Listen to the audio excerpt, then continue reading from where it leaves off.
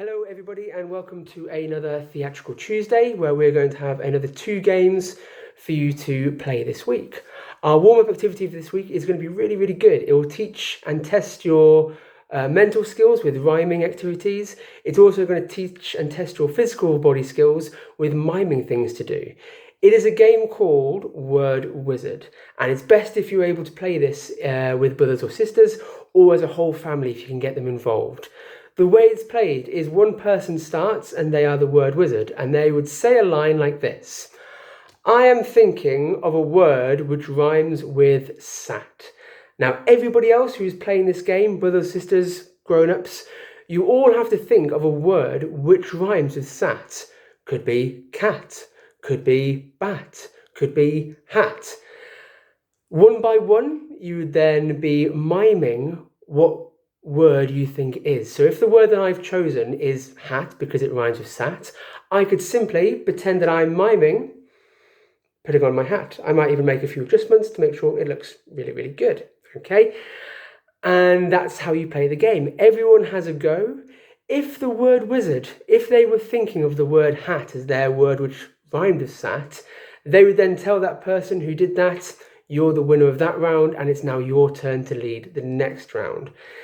If rhyming is a little bit hard and sometimes you're not sure what to do, perhaps as part of this game you could have like a countdown corner, a device or a dictionary or a thesaurus where the children and maybe yourselves could go find all the words which rhyme with it. So that's part of the game, and then you could reset after that with the ideas that you've got. So everyone's always included and you're learning new words and practicing them at the same time.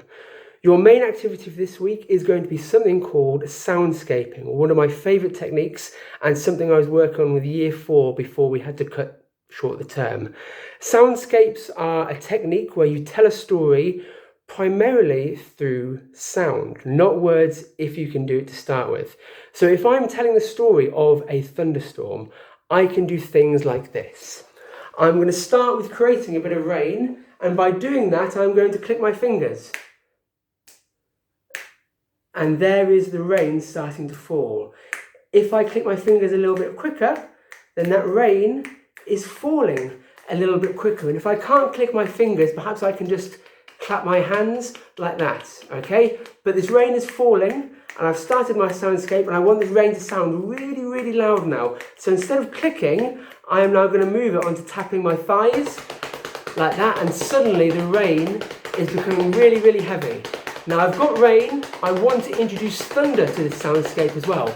And in order to do that, I'm just going to jump and I'm going to stamp on the floor. Okay, I'm going to do that in 3 seconds. 1, 2, 3, and there's my thunder. And now I've started the rain again. Now if this storm is nearly over and it's passing, I'm going to slow down that and I'm going to start clicking again. And then I'm going to slowly bring those clicks to a stop. Now, because I've been soundscaping, I've told that story of a thunderstorm without having to say anything. And there are thousands of examples that you could do for any soundscape. Perhaps you're in the middle of a city and there's people passing you. Perhaps there's cars going by that you could do sound effects for. Perhaps there's sirens, trains, planes, anything at all. Perhaps you're in the jungle and people are exploring. Perhaps there's animal noises there. Perhaps you're in a haunted house and there's creaking and there's wind whistling through the haunted house, anything like that.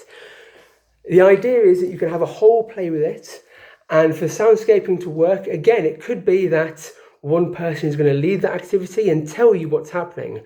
Perhaps if I'm leading the activity, I'm going to say the rain is getting louder, and that would be everyone's cue to click a little bit more. If I am leading the activity, I could say that the doors of the haunted house creaked open, and then everyone has to go like that, okay? Again, it's an activity that you can do through Key Stage 2 to Key Stage 1.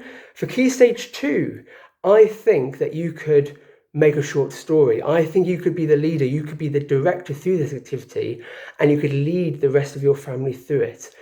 You could write your story, you could narrate your story and have everyone else do the soundscaping after you. So you've got a lovely set of stories that you can make, anything you want to, or it could be based on storybooks, which are really, really good for soundscaping anyway. This is fantastic. And that's what you could do through the week. Write your stories, act them out, add soundscaping to them. I hope you have a good time with it. I hope that makes sense. And again, look after yourself and we'll see each other soon.